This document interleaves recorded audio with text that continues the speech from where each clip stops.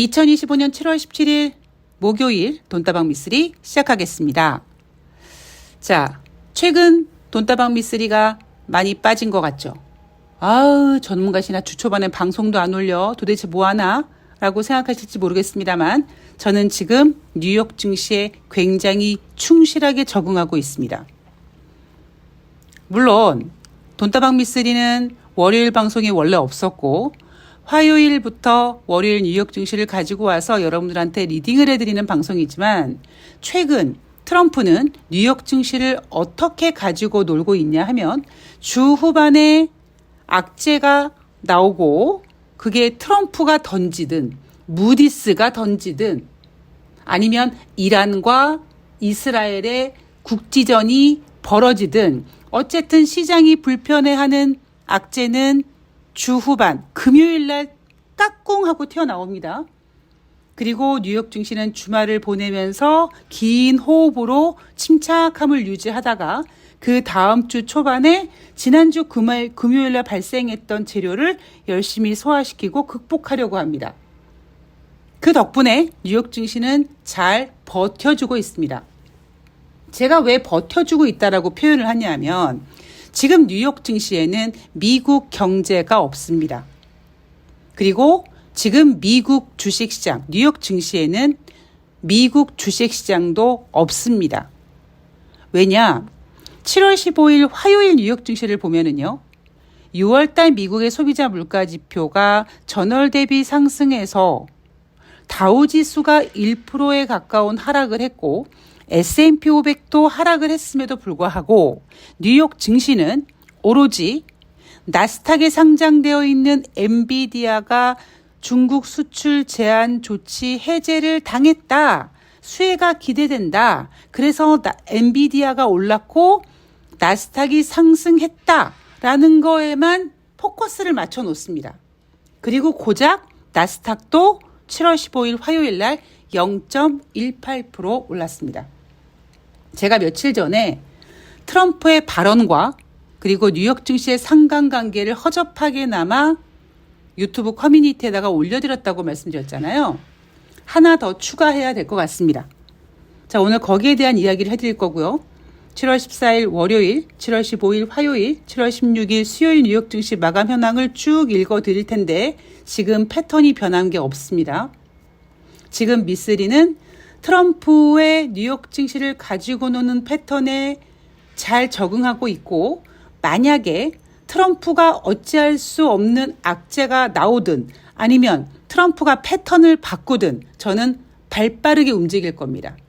그리고 오늘 방송의 결론 먼저 말씀드리면 제가 개떡같이 얘기해도 여러분들이 찰떡같이 알아들으시겠지만 그 패턴을 유지한 채 어쩌면 7월 18일 금요일 트럼프는 제롬 파월 연준 의장을 해임할지도 모를 것 같습니다. 자, 거기에 대한 이야기를 지금부터 해볼게요. 자, 7월 14일 월요일 뉴욕 증시 3대 지수는 상승 마감했습니다. 다우지수가 0.20, S&P 500이 0.14, 나스닥이 0.27% 상승했습니다. 자, 이번에도 마찬가지로 패턴이 작용합니다.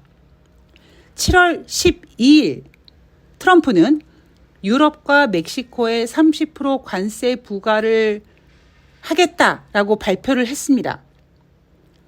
그리고 주말을 보냈어요. 그리고는 월요일날 뉴욕 증시가 상승했는데 그 상승한 이유는 뭐냐?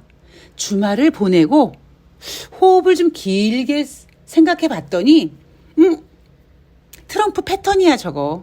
그래서 뉴욕 증시는 저가 매수세가 유입돼서 소폭이지만 상승 마감했다고 합니다. 그리고 전문가들은 이런 단어를 쓰죠. bad is good이다. 나쁜 게 좋은 거야. 지금 트럼프가 저렇게 유럽연합이랑 멕시코에 막 관세 부과하겠다고 했는데 에이 괜찮아. 이런 분위기입니다. 지난 금요일 이후에 이런 악재를 트럼프는 또 시장에 던졌고 금요일날 뉴욕 증시는 하락했고 주말을 보냈고 저가 매수세 유입이든 배드 이즈 굿이든 어쨌든 월요일날 다시 뉴욕 증시가 자리를 잡아갑니다. 이 패턴이 지금 계속 이어지고 있어요. 혹시 다른 방송에서도 저처럼 이런 패턴을 읽어주는 방송이 있는지 모르겠습니다만 아마 없을 거라고 생각합니다. 왜냐하면 이런 패턴을 읽으려면 졸라 섬세해야 되거든요. 그리고 치밀해야 되고 약간 또라이 같은 기질도 필요합니다. 자, 어쨌든 이렇게 7월 14일 월요일 배드이즈 굿이라는 타이틀로 뉴욕 증시가 소폭 상승했고 9월달 미국의 25bp 인하 확률 59.3% 반영됐습니다. 자, 왜 배드이즈 굿이냐? 증시는 오히려 국가별 관세율에 대한 불확실성 해소 분위기다. 즉 트럼프가 한국을 비롯한 일본, 유럽, 캐나다, 이란 등, 인도네시아 등등 트럼프가 관세를 부과하고 싶은 나라들에 대한 관세율이 지금 거의 다 공개가 됐고 거기에다가 8월 1일까지 계속 협상할 거야. 협상이 안 되면 관세 부과 8월 1일 날 때려버릴 거야. 마치 트럼프의 모든 패를 다 확인한 양 증시는 오히려 불확실성이 해소됐어요 라고 이 증시를 소화시키고 있습니다. 그리고 2분기 어닝 시즌이 지금 시작이 됐단 말이에요. 아까 제가 그랬죠. 지금 뉴욕 증시에는 미국 경제도 없고 뉴욕 증시도 없고 2분기 어닝 실적도 없습니다. 왜? 2분기 어닝 시즌 그닥 좋진 않습니다. 왜냐하면 트럼프가 4월 달부터 관세 부과하겠다고 난리부르스 쳤고 취임과 동시에 관세했기 때문에 이미 심리적으로 그러한 악영향을 기업들에 끼치다 보니 기업들은 오히려 2분기 실적 자체보다는 하반기를 바라보면서 하반기 실적이 어쩌니 하는 거를 지켜보겠다라는 거죠. 자, 그렇게 7월 15일 화요일 뉴욕 증시로 넘어가 볼게요. 7월 15일 화요일 뉴욕 증시는요. 혼조세로 마감했습니다. 아까 말씀드린 대로 다우지수가 0.98% 하락, S&P 500이 0.40% 하락, 나스닥은 0.18% 상승. 자, 6월달 소비자 물가지수가 예상치에 부합했는데 그 예상치가 전월 대비 전년 대비 상승을 생각했는데 설마 했는데 진짜 상승했어요. 자, 제가 그랬죠. 지금 뉴욕 증시에는 미국 경제가 없어요. 미국 경제가 없는 이유는 미국 경제가 좋지 않기 때문에 없는데 이렇게 미국 경제를 넣지 않는 이유가 뭐겠습니까? 소비자 물가지수가 상승세입니다. 만약에 미국 경제가 미쓰리 말대로 안 좋다라는 거를 뉴욕 증시 마감 현황에 실기라도 하면 당장 깍꿍하고 튀어나올 단어는 스태그플레이션이에요. 그래서 뉴욕 증시에서 미국 경제 말을 빼버립니다. 6월 소비자 물가지수 전월 대비 0.3% 상승했는데 5월에는 0.1% 상승했는데 무려 상승폭이 0.2입니다. 그리고 전년 동월 대비 2.7% 상승했는데 5월에는 2.4%였어요. 마찬가지로 상승폭이 0.3입니다. 근원 소비자 물가지수도 5월 대비 상승했습니다. 지금 미국은 경제 지표가 상당히 부진한 상태인데 연준은 금리를 인하하고 싶지만 트럼프의 관세 전쟁으로 섣불리 인하 카드를 내놓지 못한 상태에서 설마 했던 소비자 물가 지표까지 이렇게 상승 추세로 보여진다면 연준의 머리는 상당히 복잡해질 거고 지금 미국 경제 이야기를 하지 않고 있는 2분기 어닝 시즌 이야기를 하고 있지 않는 진짜 미국 주식시장의 이야기를 하고 있지 않은 뉴욕 증시는 하반기 가서 상당히 힘들어질 겁니다. 한번 몸살을 찐하게 앓겠죠.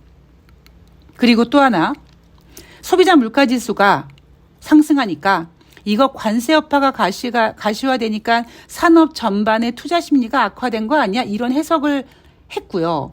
뉴욕 증시 마감 현황에서 보여주지 않는 경제 지표가 또 하나 있었습니다. 바로 무엇이냐? 7월달 엠파이어 스테이트 제조업 지수. 일명 뉴욕주 제조업 지수라고 하는데 6월 달에 마이너스 16이었는데 7월 달에 마이너스 7.8입니다. 와, 마이너스 16.0이었는데 마이너스 7.8이네. 마이너스가 줄어든 거 아니야? 무슨 말씀? 이건 기준선이 0이에요. 마이너스 16이든 마이너스 7.8이든 이미 경기 위축 구간에서 하물며 이 엠파이어 스테이트 제조업 지수는 꽤 오랫동안 마이너스에서 벅벅벅벅 헤매고 있는 지표입니다. 그런데 뉴욕 증시에서는 보여주지 않습니다. 자, 어닝 시즌에 대한 이야기를 해볼게요. 웰스파고 지금 2분기 어닝 시즌 첫 스타트를 끊는 업종이 금융주인데 제가 웬간에서는 금융주는 실적이 안 좋을래 안 좋을 수가 없다고 하잖아요. 그런데 웰스파고는 2분기 실적이 미쓰리 예상대로 나쁘지 않았어. 그런데 순이자 수익 전망치가 하향 조정되는 바람에 5% 이상 하락했고요. 자, JP모건 체이스도 양호한 실적을 보였는데 하락 마감했습니다. 블랙록도 분기 매출이 예상치에 미달해서 주가가 5% 이상 하락했습니다. 지금 뉴욕 증시에는 미국 경제도 없고 2분기 어닝 시즌도 없고 뉴욕 증시도 없습니다. 자, 여러분 주식시장에는요 항상 비슷한 호재와 악재가 움직입니다. 그런데 스포트라이트를 어디에 비추냐에 따라서 투자자들은 불나방처럼 그것만 지켜보고 있고 그러는 사이 다른 곳에서는 그들이 얘기하지 않는, 일부러 보여주지 않는, 언제 어디선가 뒤통수를 치려고 하고 언제 어디서 지네들끼리 헤쳐먹으려고 하는 그러한 이슈들이 스멀스멀 움직이고 있습니다. 자, 7월 15일 기준 9월달 25bp 금리 인하 확률 54.4%고요. 금리 동결은 37.4에서 44.1%까지 상승했습니다. 자, 왜 6월달 소비자 물가지수가 상승하니까 9월달에 25bp 인하하지 않을까라는 확률이 전일 대비 떨어지고 금리 동결 확률이 높아졌습니다. 금리를 인하할 수 없는, 금리를 인하하고 싶은데 동결할 수밖에 없게끔 만드는 경제 지표가 7월 15일 화요일 날 발표가 됐는데 뉴욕 증시는 오로지 나스닥 0.18% 상승의 의미를 두고 엔비디아만 부각시키고 있습니다. 지금 주식시장 분위기 좋은데 미쓰리 왜 그래? 라고 생각하시는 분들도 계시죠. 그런데 여러분, 돈다방 미쓰리 오랫동안 들으신 분들은 아실게요. 시간이 지나가면 그때 미쓰리 말이 맞았구나. 왜? 저는 미래를 얘기하고 있기 때문에 나중에 시간이 지나가면 미쓰리 말이 맞았네. 제가 자꾸 자랑질 같은데 작년 8월 달에 경기 침체 이야기 제가 5월 달부터 해드렸잖아요. 그리고 제가 지금 올해 뭐라고 합니까? 올해는 뭐 8월 달 그런 건 아닙니다. 제가 날짜는 아직까지 지명할 수는 없으나 지금 뉴욕 증시에서 보여주지 않는 그러한 재료들이, 그러한 이슈들이, 그러한 문제점들이 언젠가는 2025년 하반기에는 한번 몸살을 앓을 거다라고 이미 선전포고하고 들어가고 있습니다. 지금은 이해를 못 하시죠. 시간이 지나가면 미쓰리가 그때 그 얘기한 거였구나라고 하실 겁니다. 자, 그리고 7월 16일 수요일로 넘어가 볼게요. 아까 그랬죠. 오늘의 결론 7월 18일 트럼프는 제롬 파월 연준 의장을 해임할 것 같다. 자, 7월 16일 수요일 뉴욕 증시는 3대 지수가 상승 마감했습니다. 다우지수가 0.53% 상승, S&P 500이 0.32% 상승, 나스닥이 0.25% 상승했습니다. 자, 이날 이슈 트럼프의 파월 의장 해임 관련입니다. 그 전에 침착하게 미국의 경제 지표를 먼저 보면 전일에는 소비자 물가 지표가 발표됐는데 소비자 물가 지표가 상승했어요. 이날은 6월달 생산자 물가 지수를 발표했는데 전월 대비 변함이 없고 전년 대비 2.3% 증가했습니다. 이 2.3%의 증가율은 작년 9월 이후 최저치입니다. 그리고 근원 생산자 물가지수 전월 대비 변함없음 똑같고요. 근원 생산자 물가지수 전년 대비 2.5% 상승했습니다. 자, 6월달 생산자 물가지수가 전월 대비 변함없었고 전년 대비 2.3% 상승했는데 2.3% 상승한 이 상승폭은 작년 9월 이후 최저치였다. 자, 그럼 우리는 타임머신을 타고 작년 9월로 가야죠. 작년 9월에 무슨 일이 있었습니까? 미국 연준은 8월 달 경기 침체 우려로 하락한 주식시장을 보고 깜짝 놀라서 9월 달에 50bp 금리를 인하합니다. 그만큼 경기 침체 우려로 심리가 위축됐고 분위기가 안 좋았을 때입니다. 그러면 지금 보여주는 경제 지표가 무엇을 의미하느냐? 소비자 물가 지표는 다시 상승하고 있고, 그리고 만약에 그러니까 자연스러운 인플레이션이라면 생산자 물가 지수가 상승하고 소비자 물가가 상승하겠죠. 생산자 물가 지수는 몇 달 뒤에 소비자 물가 지수를 자극하는 경제 지표다. 우린 그렇게 알고 있습니다. 그런데 소비자 물가 지수는 상승했는데 생산자 물가 지수는 변함이 없고 상승폭은 둔화됐다. 왜? 소비자 물가 지표만 딱 떼놓고 보면 지금 미국 경제가 좋지 않기 때문입니다. 근데 그 누구도, 그 어디에도 뉴욕 증시에서 미국 경제가 안 좋다는 얘기를 하는 작자가 아무도 없어요. 이게 어떤 느낌이냐면요.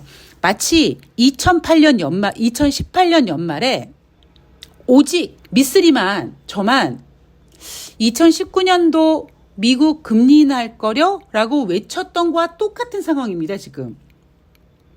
그때 어땠냐면 2018년 연말에요. 분위기가 어땠냐면 2016년 미국이 한 번의 금리를 인상하고 2017년 미국이 3번의 금리를 인상합니다. 4번의 금리를 인상하죠. 그리고 2018년에 3번의 금리를 인상합니다. 그리고 2018년 연말에 2019년에 한 번에서 2번 정도 금리를 더 인상해야 될 것 같아.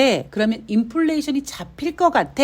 이런 분위기가 지배적이었고, 입을 달고 있는 모든 경제 전문가, 증시 전문가, 애널리스트들이 모두 2019년 한 번에서 2번의 금리 이상을 예상하고 있을 때 미쓰리는 혼자서 외롭게 졸라 고독하게 2019년 미국이 금리 인하할 거려?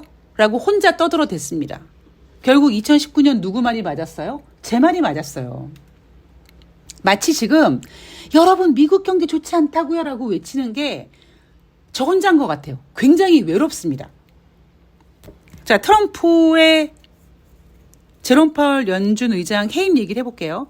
왜 미쓰리가 7월 18일 트럼프가 제롬 파월 연준 의장을 해임할 것 같냐. 이미 팔은 딱 깔아놨어요. 그런데 지금 패턴이 있다고 했죠. 트럼프는 자기가 하고 싶은 패턴을 금요일 날 던집니다. 그죠? 근데 지금 수요일 날 제롬 파월 연준 의장의 해임 얘기가 까꿍하고 나와버렸어요. 그래서 이날 7월 16일 수요일 뉴욕 증시가 장중에 출렁했습니다. 자, 트럼프는 주식시장에 굉장히 민감하다라는 거를 우리는 올해 초 중국이 보복 관세하면서 뉴욕 증시가 5% 급락하는 걸 보고 트럼프가 개쫄았다는 모습을 우리는 알고 있습니다. 그거 자료 보고 싶으시면 유튜브 돈다방 미쓰리 유튜브 커뮤니티에 제가 올려놨어요. 보시면 됩니다. 제가 그거 계속 업데이트할 예정이에요. 자, 이렇게 금요일 날 트럼프는 제롬 파월 연준 의장을 해임할 생각이었는데 화요일 날 공화당 의원들과 비공개 간담회에서 제롬 파월 연준 의장의 해임에 대해서 의원들에게 질문을 던졌더니 공화당 의원들이 이에 찬성했다. 라고 했단 말이에요. 그런 이야기가 흘러나오자 주식시장이 흔들렸습니다. 그러니까 기자가 질문하죠. 백악관을 향해서 파월 의장 해임 계획이 있냐라고 물어봤더니 증시 출렁거리는 게 쫀 백악관은 그럴 가능성은 매우 낮다고 합니다.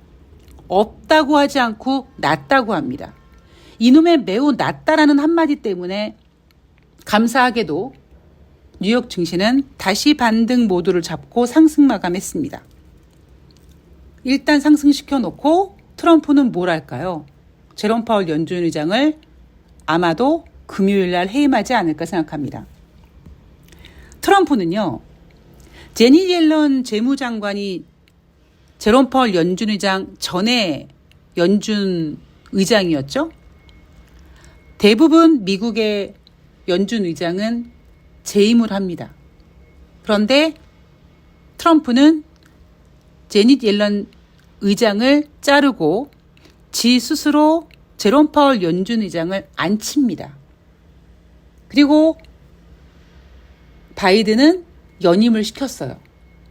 그런데 트럼프는 자기가 앉힌 제롬 파월 연준 의장을 향해 너희 개새끼 왜 금리 인하하네 이 새끼야.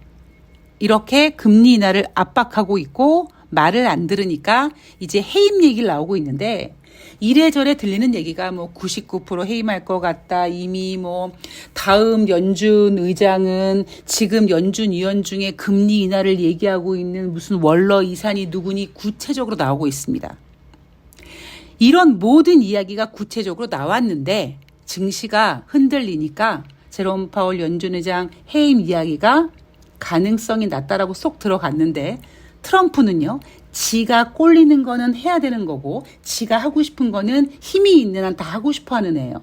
그래서 어쩌면 금요일 날 어차피 금요일 날 제롬 파월 연준 의장 해임시켜놔도 주말 넘어가서 또 다음 주에 또 수습하려고 할 테니 금요일 날 제롬 파월 연준 의장을 해임하지 않을까 싶습니다. 가장 큰 문제는 지금 제롬 파월 연준 의장 해임 이슈로 미국의 30년 만기 국채 수익률이 5%를 돌파했어요. 불안불안한 거죠, 지금. 국채 수익률이 높다라는 거는 국채 가격이 하락한다는 얘기입니다. 반대로 움직여요. 그러면 만약에 금요일 날 제롬 파월 연준 의장을 해임해서 또 국채 수익률이 들썩들썩 거려도 또 주말이 있습니다. 과연 이번에도 제롬 파월 연준 의장을 금요일 날 해임하면서 미쓰리 손바닥에 트럼프가 놓여져 있는지 아닌지 한번 지켜보도록 하겠습니다. 이미 제롬 파월 연준 의장은 미쓰리 손바닥 위에 있고 과연 트럼프는 금요일 날 제롬 파월 연준 의장을 해임할지 흥미진진하게 지켜보도록 하겠습니다. 자, 돈다방 미쓰리 오늘 방송은 여기서 마칠 거고요. 주후반 또다시 집중해야 될 때이기 때문에 오늘부터 또 열심히 내일 금요일도 모레 토요일도 그리고 일요일까지 가열차게 달려보도록 하겠습니다. 비가 많이 오는데 비 피해 없으시길 바라고요. 저는 내일 방송에서 뵐게요. 고맙습니다.